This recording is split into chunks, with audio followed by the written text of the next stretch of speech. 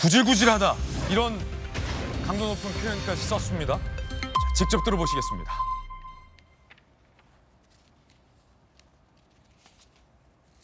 들어보시죠.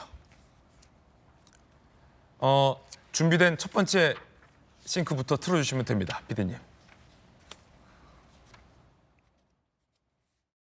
대통령께서 국힘당 비대위원장 사퇴를 요구하는 당무 개입을 통해 공천에 개입해서 선거에 큰 영향을 미치는 어마어마한 일이 발생했습니다.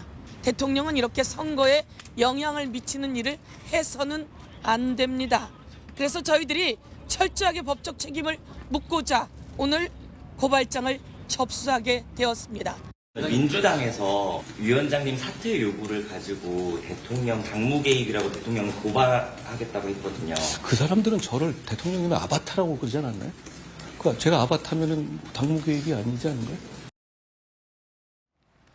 자, 민주당에서 아니 어떻게 대통령이 선거를 앞두고 비대위원장 지금 물러나라고 하냐라며 있을 수 없는 일이다 라며 공직선거법 위반으로 고발을 했습니다. 윤석열 대통령과 그때 한동훈 비대위원장을 찾아간 이건섭 비서실장 두 사람을 고발했습니다. 그러자 한동훈 비대위원장이 이렇게 반박한 겁니다. 아니, 둘 중에 하나만 하라. 아바타라고 공격할 거냐. 그러면 당무 개입이 아니지 않느냐라는 반박입니다. 정영진 변호사님 어떻게 보십니까? 저는 한동훈 비대위원장하고 생각이 조금 다른데요. 네. 만약에 한동훈 비대위원장이 윤석열 대통령의 아바타라고 하면 그러면 공직선거법 위반이 될 여지가 있는 것이 아닌가. 저는 그런 생각하거든요. 한동훈이라고 한 아바타를 앞세워가지고 대통령이 이런저런 모든 것들을 갖다 뒤에서 조정하고 그다음에 한동훈 비대위원장은 아바타로서 기계적으로 지시를 수행할 뿐이다. 그럼 모든 것들을 대통령이 하는 것이 되어버리니까. 그 말은 아바타가 아닌데 이 공직선거법 위반으로 민주당이 고발한 건 부당하다 이 말씀이시죠? 그런데 문제는 뭐냐면요. 한동훈 비대위원장이 아바타가 아니었다라고 하는 사실이 백일화에 드러났잖아요. 아바타가 뭐 주인님의 명령을 거부합니까? 지시를 거부합니까? 그거는 말이 안 되지 않습니까? 그런데 저는 더 심각하다고 생각하는 게 뭐냐면은 서영교 그 위원이 이야기한 어마어마한 일, 그다음에 조금 전에 싱크에선 빠졌지만 검사장 출신의 소병철 의원이 이야기한 명백한 불법 관권 선거가 실질적으로 있었어요. 언제 있었느냐? 이거는 아직 1심이긴 하지만은 법원의 판결에 의해서 밝혀진 사실이 있는데 그게 뭐냐면 울산시장 선거에서 청와대 8개 부서가 동원되고 심지어 경찰청 통해서 울산지방경찰청까지 내려가서 경찰까지 동원된 그런 불법 범죄 관권 선거가 있지 않았습니까? 백원우 황운하가 유죄를 받았죠. 그래가지고 그때 뭐 송철호 유죄를 받았고 그런데 그때 시장으로 당선된 송철호는 어떤 사람입니까? 그 당시 그 문재인 대통령이 이 사람이 시장이 되면 내 소원이 없겠다라고 했던 그 사람 아니겠습니까? 그런데 단순히 일개 청와대 비서관 수준에서 청와대 8개 부서로 움직일 수 있습니까? 경찰청 통해 가지고 울산지방경찰청 움직일 수 있습니까? 그러니까 민주당 입장에서는 객관적으로 드러난 그런 명백한 불법 관권 선거에 대해서 먼저 그것부터 사과한 다음에 어떻게 뭐 대통령에 대해서 무슨 조치를 취하든지 여부는 그 다음에 해야 할 일이고요.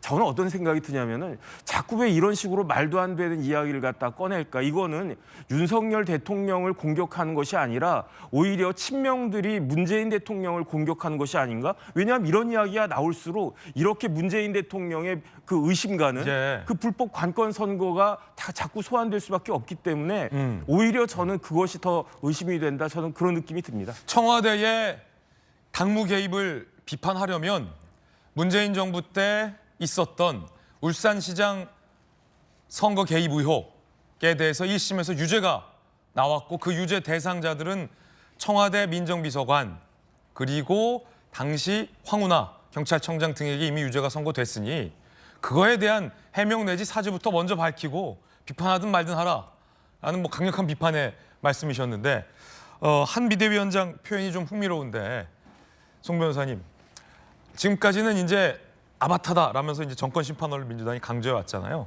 그런데 이제 윤 대통령과 한동훈 비대위원장이 빠바방 충돌을 하니까 당무 개입이다라고 하는 게 민주당의 논리가 모순된다. 한 비대위원장은 지금 그런 걸 의미한 거죠. 그렇죠. 매우 모순이 되죠. 사실 아바타면은 당무에 개입하고 말고 할 필요가 없습니다. 프로그래밍 된 대로 그냥 알아서 하면 될 거 아니겠습니까? 그런데 또 이제 그 한동훈 비대위원장이 어쨌든 수직적 당정 관계가 아니고 그 대통령실에 대해서 또 할 말은 하는 모습, 그런 걸 보여주니까 또 이제 비판의 포인트가 변했어요. 월요일에 대통령과 비대위원장이 회동할 때도 잘 보시면 한동훈 비대위원장이 대통령 앞인데 노타일로 그 참석을 하지 않았습니까? 그런 것도 사실은 흥미롭게 볼 수 있는 포인트예요. 그래서 민주당이 사실 이 대통령과 어떤 그 비대위원장의 관계 이런 걸 자꾸 이간질을 해서 정치적으로 이득을 보려고 해서는 안 될 거라는 생각이 들고요. 그다음에 지금 대통령을 고발을 했는데 이게 법적으로 사실 성립이 안 됩니다. 그 민주당이 얘기하는 뭐 공직선거법 85조 위반 이런 거는요.